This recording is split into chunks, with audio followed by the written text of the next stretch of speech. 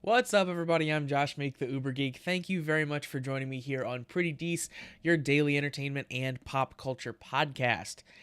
Let's talk some comic books for a while because I've been reading a new one that I am really enjoying so far and wanted to share with you guys.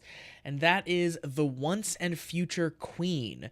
It's written by Adam P. Nave and DJ Kirkbride, and the art is by Nick Brokenshire. This is a Dark Horse comic, and actually issue 1 and 2 have been around for a while, but it was supposed to be a 5-part mini-series, and the last 3 issues never materialized, and they're not coming as individual issues, but now the entire story has been refocused as a standalone graphic novel. So at least the story is getting told, people will be able to read it, and it'll be in a nice, affordable little format. So if you are a fan of single issues, unfortunately we are never going to see those last 3, but again, the story is out there. So I have picked up the graphic novel, so I'm reading that right now, and I'm a couple issues in so far, and as I said, I'm really enjoying it.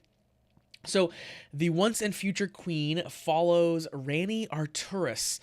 She is a chess prodigy, and she finds what else? Excalibur, the legendary sword of King Arthur, and she finds out that essentially she is Queen Arthur. She is a descendant of King Arthur. And we meet a lot of characters in this that will make up her court. This is essentially they're sort of like plucking characters out of the King Arthur mythology and placing them in this story. So we meet Lance, who of course will become Lancelot, but right now he's just a waiter and Rani's high school friend. We meet Gwen, who of course will be Gwendolyn, but you know, right now she's Rani's love interest. When Rani is at a chess tournament in England, she kind of makes eyes with Gwen, and they kind of get thrust together in this whole crazy story as Rani finds the sword of Excalibur. Speaking of Excalibur, it's really interesting in this story how they handle Excalibur. Excalibur is merely a symbol, as it is explained, and Rani can kind of manifest it however she wants. So when it needs to just be hidden in her day-to-day life, it becomes a tattoo on her arm of Excalibur, the sword, which is really interesting. We also meet Merlin, who I think is my favorite character thus far in the story. Merlin, of course, is the famous wizard of the King Arthur's court, but now he's wearing a spacesuit for mostly inexplicable reasons. He talks about how time is like an onion and it's not linear, and he's just going through layers, working his way back through time. So he starts in a spacesuit.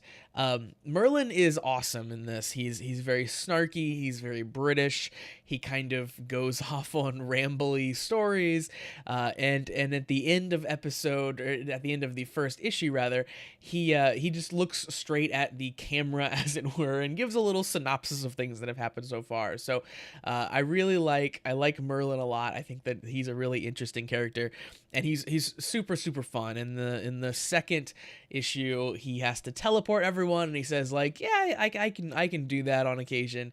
And after the teleporting works, he talks about how that doesn't usually work. So he's super cool. I really like where he's at.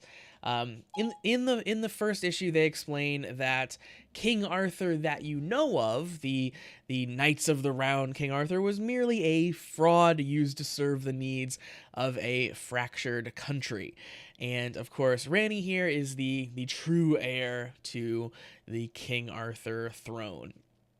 So, you know, I really like right off the bat with the story that they don't do kind of the secret identity thing. So Rani gets Excalibur and instantly goes and tells her parents, because obviously, as you would in real life, you would have to tell someone. Someone would have to share this with you rather than trying to keep it hidden and keep it a secret. And of course, then her parents can deal with it, and the hilarity there that ensues of them kind of freaking out, but kind of also trying to support her, but not really believing her. Some really cool stuff there. Overall, the story feels very modern. I like that, Rainey and Gwen are love interests. I think that's really cool to include in the story. I like the idea of a female King Arthur. I think that's really really neat, and just in general, kind of the art and the look and the way things are written. It feels very current. It feels very modern. The only negative I have about the story so far is that some of the things, especially in the first issue, feel a bit stilted and rushed. The dialogue sometimes comes off as more kind of explanatory to move the story along rather than actual real human dialogue. And that's, I think, really to kind of set things up for the first issue. That seems to improve itself from issue 2 on. But I really love the world that they're building, and especially love the art. Merlin is fantastic. The enemies, which are trolls, kind of fae, as they're called in the story, are fantastic. They're all brightly colored and carry awesome weapons, and their clothes are really, really cool. And I love the bounce back and forth in the art when we go from the real world, which is kind of more like monotone, singular colors, into the fantastical world where the trolls come from, which is bright, pinks and oranges and super colorful. It's really, really well done, and it makes a really awesome, tone for the story that they're telling. So that's the Once a Future Queen. Again, I'm reading the trade right now. Really, really enjoying it, but wanted to kind of just stop and tell you guys about it because it seems really cool. So that's going to do it for Pretty Dece for today. Thank you very much for joining me. Make sure that you follow Pretty Dece on Facebook, facebook.com/PrettyDeceShow, and also on Twitter @PrettyDeceShow. We'll be back tomorrow for another daily episode. Until then, make sure you subscribe on whatever platform you are checking Pretty Dece out on so you never miss a daily episode.